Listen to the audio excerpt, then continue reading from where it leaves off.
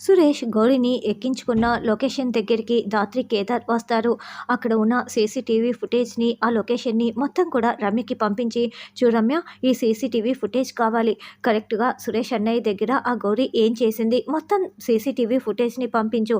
అంతేకాకుండా దీనికి ఒక 2-3 మంత్స్ ముందు కూడా ఈ చుట్టుపక్కల ఒక 2-3 కిలోమీటర్స్ వరకు అన్ని సీసీటీవీ ఫుటేజ్లని చెక్ చేయి. ఏదైనా అనుమానంగా కనిపిస్తే నాకు మొత్తం సెండ్ చేయి. నాకు తెలిసి ఇలాంటిది వీళ్ళు టీమ్గా ఫామ్ అయ్యి చాలామందిని మోసం చేసి ఉంటారు అని జేడీ చెప్పడంతో, అలాగే మేడం ఇప్పుడే పంపిస్తాను అని వీడియోలని పంపిస్తూ ఉంటుంది. నాకు చాలా భయంగా ఉంది కౌశికి, ఎక్కడ నీ పరువు పోతుందో అని సురేష్ బాధపడుతూ ఉంటే, ఏం కాదు సురేష్, జేడీ టీం ఖచ్చితంగా సాల్వ్ చేస్తుంది అని కౌశికి ధైర్యం చెప్తూ ఉంటుంది. ఇక రమ్య చాలా వీడియోలు సురేష్ గౌరీ వీడియోని కూడా పంపిస్తుంది. అవన్నీ చూసి మనం అనుకున్నాం కదా, వీళ్ళు టీం ఫామ్ అయిపోయి చూడు అందరినీ ఎలా మోసం చేస్తున్నారో అని జేడీ ఇద్దరు ఆ సీసీటీవీ ఫుటేజ్ వీడియోలని చూసుకుంటూ ఉంటారు. అప్పుడే కౌశికి దగ్గర నుంచి ఫోన్ కాల్ వస్తుంది. వదిన ఫోన్ చేస్తోంది కేదార్, చాలా టెన్షన్ పడుతూ ఉంటుంది అని ఫోన్ లిఫ్ట్ చేసి, వదిన మీరేమీ కంగారు పడకండి, మేము జేడీ టీంకి ఇన్ఫామ్ చేశాము, వాళ్ళు ఎప్పుడో బయలుదేరి ఉంటారు, ఖచ్చితంగా అన్నయ్య ఏ తప్పు చేయలేదని జేడీ టీం నిరూపిస్తుంది అని ధాత్రి ధైర్యం చెప్తుంది. అలాగే జగదాత్రి త్వరగా వచ్చేయండి అని అనడంతో, అలాగే వదిన అని ధాత్రి ఫోన్ పెట్టేస్తుంది. అలా గౌరీ సురేష్ని మాత్రమే కాకుండా ఇంకో ముగ్గురిని కూడా కారు కింద పడి ఇలాగే నటించి ఉంటుంది. వాళ్ళ వీడియోలన్నీ కూడా జేడీ చూసేసి వాళ్ళకి ఫోన్లు చేస్తారు. మేడం మేము 10 లక్షలు ఇచ్చాం మేడం అని ఒకతను అంటే, ఇప్పటికే నేను 30 లక్షలు ఇచ్చాను మేడం, ఇంకా ఇవ్వమని చెప్తున్నారు, ఎక్కడ పరువు పోతుందో అని నాకు చచ్చిపోవాలనిపిస్తుంది, నా వల్ల కావట్లేదు మేడం, ఇక నా దగ్గర డబ్బులే లేవు అని ఇంకొకతను, అవును మేడం నేను కూడా 20 లక్షలు ఇచ్చాను, చచ్చిపోవాలనిపిస్తోంది మేడం అని వాళ్ళు ముగ్గురు గోడు చెప్పుకుంటూ ఉంటారు. చూడండి, మీరు ముందే మమ్మల్ని కాంటాక్ట్ అయ్యి ఉంటే ఇక్కడి వరకు వచ్చి ఉండేదే కాదు కదా, సరే ఇప్పటికైనా వచ్చేయండి, మొత్తం బయట పెడదాము అని జేడీ ఫోన్లో చెప్పడంతో, అలాగే madam thank you so much madam, మేము ఎక్కడికి వచ్చి చెప్పమన్నా చెప్తాం మేడం అని వాళ్ళు చెప్తారు. తర్వాత గౌరీ పరిగెత్తుకుంటూ పెద్దయ్య సోముల దగ్గరికి వచ్చి, పెద్దయ్య వాళ్ళు ఇంకా రాలేదా, డబ్బులు ఇవ్వలేదా అని అడగటంతో, వాళ్ళు రాకపోతే నేను రప్పిస్తాను కదా, నీకెందుకే భయపడకు అని సోములు ధైర్యం చెప్తూ ఉంటారు. అప్పుడే కౌశికి సురేష్ వస్తూ ఉండటంతో, అదుగోనే వచ్చేసారే బంగారు బాతు, ఇక నీ ఫేస్ ఫీలింగ్స్ అన్నీ కూడా చేంజ్ చేసేసాయి అని సోములు అంటాడు. ఇక గౌరీ ఏడుస్తూ నటిస్తూ ఉంటుంది. వచ్చేసారా, డబ్బులు తీసుకురావటానికి ఇంతసేపా, మేము గౌరీని చేసుకోబోయే వాడికి సమాధానం చెప్పలేక చచ్చిపోతున్నాం అని సోములు చెప్తుంటే, చచ్చిపోవడం ఎందుకు, అతన్నే రమ్మను, మేం మాట్లాడతాము, మేం చూసుకుంటామని ధాత్రి అంటుంది. ఏంటి రెచ్చిపోయి మాట్లాడుతున్నారు, మీరు మాత్రం డబ్బులు ఇవ్వాల్సిందే అని సోములు అనడంతో, పెద్దయ్య వాళ్ళు పోలీసులు అని గౌరీ చెప్తుంది. ఏంటి పెద్దయ్య, నీ బంగారు బాతు మేం పోలీసులమని చెప్పేసిందా అని కేడి అంటాడు. ఏంటి కౌశికి, నువ్వు పోలీసుల్ని తీసుకొస్తే మేం భయపడిపోతాం అనుకుంటున్నావా, డబ్బులు మాత్రం ఇచ్చి తీరాల్సిందే, నీ భర్త వల్ల ఈ గౌరీ చాలా బాధపడింది, బాధితురాలు సాక్ష్యం కూడా ఇక్కడ ఉంది కదా అని సోములు అరుస్తూ ఉంటాడు. అవునా, ఈ గౌరీ బాధితురాలా అంటూ జేడీ గౌరీ చెంప పగలగొడుతుంది. నన్నే కొడతావా, ఆ వీడియోల్ని నేను ఇప్పుడే ఆన్లైన్లో పెట్టి పరువు తీస్తాను అని గౌరీ జేడీకి వార్నింగ్ ఇస్తూ ఉంటుంది. అలా వేలు చూపిస్తూ వార్నింగ్ ఇవ్వటంతో సురేష్కి చాలా కోపం వస్తుంది. తీ ఆన్లైన్లో పెట్టు చూద్దాం అని సురేష్ అరుస్తూ ఉంటాడు. మీ దగ్గర ఇరుక్కున్న చాలామంది బాధితులే ఉన్నారు, సాక్ష్యాలు అడిగారు కదా, చూపిస్తాము అని ధాత్రి చెప్పటంతో, చూడండి అని అన్ని సీసీటీవీ ఫుటేజీల్ని కేదార్ మొబైల్లో చూపిస్తూ ఉంటాడు. దొరికిపోయామని వాళ్ళిద్దరూ చాలా టెన్షన్ పడుతూ చూస్తూ ఉంటారు.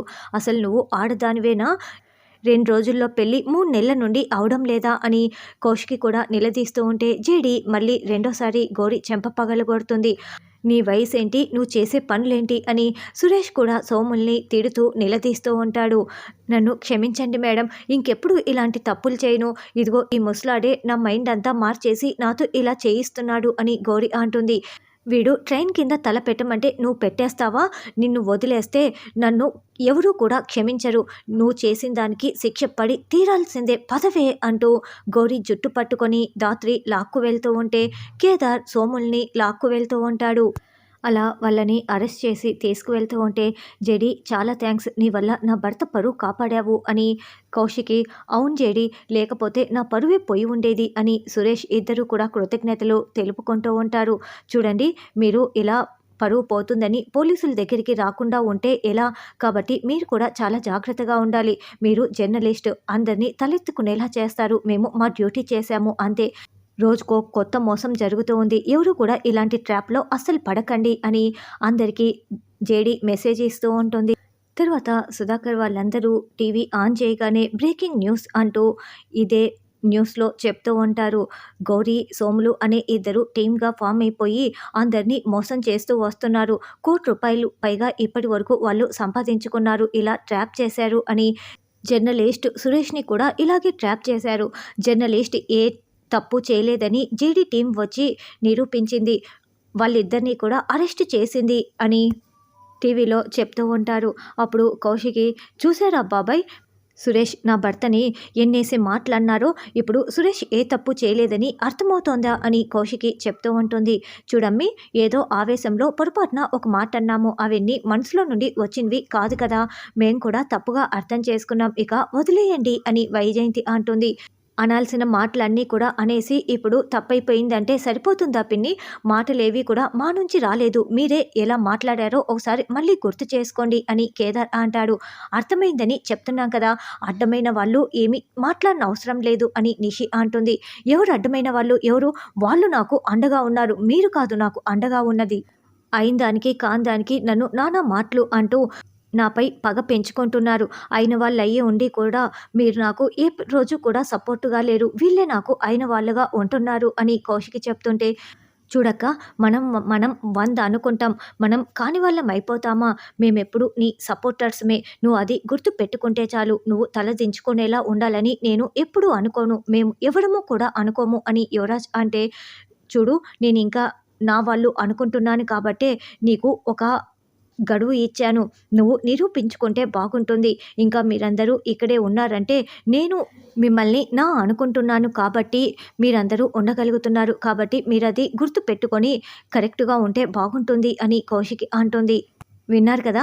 ఇప్పటికైనా బుద్ధి తెచ్చుకొని మర్యాదగా నడుచుకుంటే సరే, లేకుంటే చాలా జరుగుతుంది అని సుధాకర్ కూడా వార్నింగ్ ఇస్తుంటే, సరేలేబ్బా, మేము తప్పైపోయిందని చెప్పాం కదా అల్లుడు గారు, క్షమించండి, తప్పైపోయింది అని వైజయంతి అంటే, తప్పైపోయింది క్షమించండి అన్నా కూడా నేను క్షమించనన్నంత దుర్మార్గున్నైతే కాదులేండి అత్తయ్య గారు. అలాగే నన్ను కాపాడింది జేడీ కేడీనే.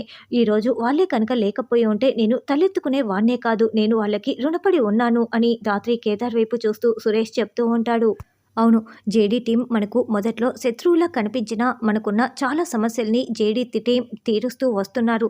వాళ్ళకి మనం రుణపడి ఉన్నాము అని కౌశికి చెప్తుంటే, అవును, చాలా రుణపడిపోయాము అని సురేష్ చెప్తూ ఉంటాడు. అంతంత పెద్ద మాటలు ఎందుకులే అన్నయ్య, వాళ్ళ డ్యూటీ వాళ్ళు చేశారు అంతే కదా అని ధాత్రి అంటుంది. లేదు జగదాత్రి, కౌశికి చెప్పింది నిజమే. మాధుర్ని కాపాడింది, కౌశికి జైలుకు వెళ్లకుండా కాపాడింది అంతా కూడా చాలా విషయాల్లో జేడీ టీమే మనకు సహాయం చేసింది. చాలా రుణపడిపోయాము. కృతజ్ఞతలు తెలుపుకోవాలి. అల్లుడు గారు వెళ్ళి రెస్ట్ తీసుకోండి అని సుధాకర్ అంటే, లేదు మావయ్య, నేను మా అమ్మ దగ్గరికి వెళ్తాను అని సురేష్ అంటాడు. చూడు సురేష్, నేను మీ అమ్మ దగ్గరికి వద్దని చెప్పటం లేదు. భార్య బిడ్డల్ని కూడా చూసుకోమని చెప్తున్నా అని కౌశికి అంటుంది.